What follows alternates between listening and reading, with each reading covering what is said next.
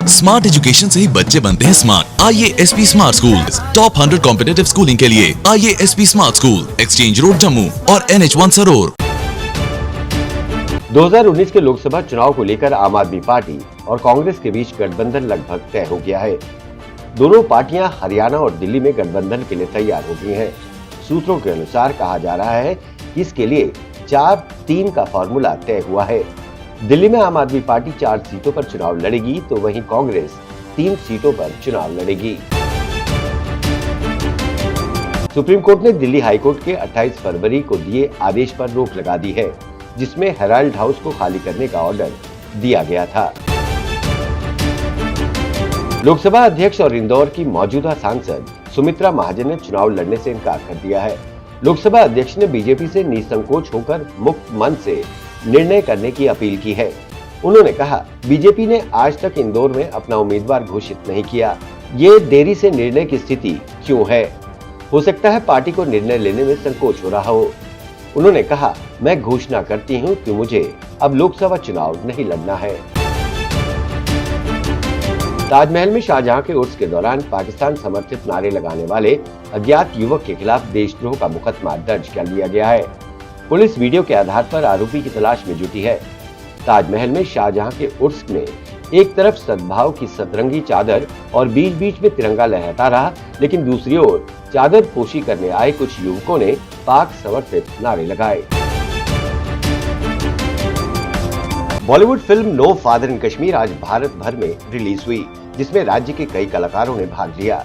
इसकी जानकारी आज फिल्म के अभिनेता संदीप वर्मा ने पत्रकारों से बात करते हुए दी।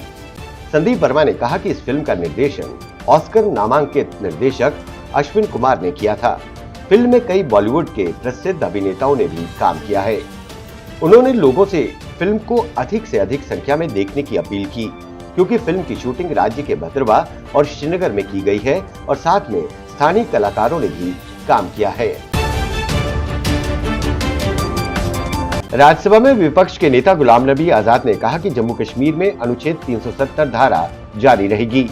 उन्होंने कहा कि जम्मू कश्मीर और लद्दाख की समस्याओं का बातचीत से ही हल निकाला जा सकता है। सीमा पर सुरक्षा से कोई समझौता नहीं किया जाएगा। घुसपैठ करने वालों को बख्शा नहीं जाएगा। अगर केंद्र में कांग्रेस की सरकार आती है तो armed forces special power act, AFSPA और डिस्टर्ब एरिया एक्ट की समीक्षा की जाएगी। इसमें यह सुनिश्चित किया जाएगा कि आतंकवाद के खिलाफ सुरक्षा बलों को खुली छूट हो, लेकिन मानवाधिकारों का हनन भी ना हो। नेशनल कॉन्फ्रेंस के उपाध्यक्ष उमर अब्दुल्ला ने कहा कि यदि उनकी पार्टी सत्ता में आती है तो राज्य में PDP-BJP गठबंधन के सत्ता में आने के बाद 2015 से जम्मू कश्मीर के युवाओं के खिलाफ दर्ज मामलों की समीक्षा की जाएगी। कश्मीरी युवाओं के खिलाफ FIR के सभी मामले रद्द किए जाएंगे। उन्होंने कहा कि वो जम्मू कश्मीर में एक ऐसा माहौल बनाना चाहते हैं जहां लोग खुलकर अपनी बात कह सकें। हमारे युवाओं के खिलाफ ऐसे मामले दर्ज हैं जिनके तहत उन्हें आज भी पुलिस थानों में बुलाया जाता है। पूर्व मुख्यमंत्री महबूबा मुफ्ती ने कश्मीर घाटी में एक चुनावी रैली को संबोधित करते हुए बीजेपी और खासतौर पर अमित शाह पर निशाना बनाया।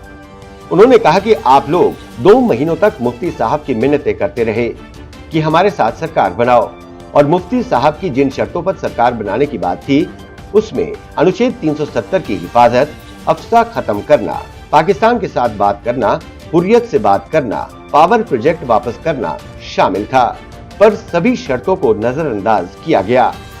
जिस दिन आप अनुच्छेद 370 खत्म करोगे उस दिन आप जम्मू कश्मीर में नाजायज कब्जा करने वाले ताकत बनोगे। 2019 लोकसभा चुनाव के पहले चरण के लिए मतदान होने में अब कुछ ही दिन बाकी रह गए हैं। ऐसे में प्रधानमंत्री नरेंद्र मोदी ने कई मुद्दों पर खुलकर अपनी राय रखी। एक इंटरव्यू के दौरान उन्होंने पाकिस्तान के बारे में बोलते हुए कहा कि पता नहीं पाकिस्तान में कौन सरकार चला रहा है। ISI चलाती है, पाकिस्तानी सेना चलाती है, या फिर जो लोग पाकिस्तान से भागकर विदेशों में बैठे हैं वो चलाते हैं। इसलिए किससे बात करें ये चिंता का विषय है। यदि पाकिस्तान आतंकवाद को बढ़ावा देना बंद कर दे तो हम उससे बातचीत करने के लिए तैयार हैं। राफेल डील को लेकर कांग्रेस लगातार प्रधानमंत्री नरेंद्र मोदी और बीजेपी सरकार पर हमला कर रही है।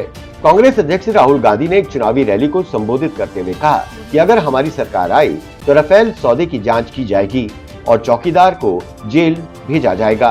उन्होंने कहा कि प्रधानमंत्री ने लड़ाकू विमान खरीद सौदे में बदलाव किया, जिसकी वजह से इसके दाम बढ़े हैं। राष्ट्रपति रामनाथ कोविंद ने राजस्थान के राज्यपाल कल्याण सिंह के आचार संहिता उल्लंघन मामले को गृह मंत्रालय को भेज दिया है। राष्ट्रपति ने गृह मंत्रालय को इस मामले में कानूनी सलाह लेकर उचित कदम उठाने की सलाह दी है। हालांकि गृह मंत्रालय ने इस बारे में कोई आधिकारिक बयान नहीं दिया है। माना जा रहा है कि राष्ट्रपति की ओर से उठाया गया ये कदम राजस्थान के राज्यपाल कल्याण सिंह के लिए संकट का संकेत है। देश के इतिहास में ऐसा पहली बार हुआ है कि किसी राज्य के राज्यपाल ने आचार संहिता का उल्लंघन किया। उत्तर प्रदेश के मुख्यमंत्री योगी आदित्यनाथ ने 1 अप्रैल को गाजियाबाद में केंद्रीय विदेश राज्य मंत्री जनरल वीके सिंह के चुनाव प्रचार में भारतीय सेना को मोदी की सेना कहा था।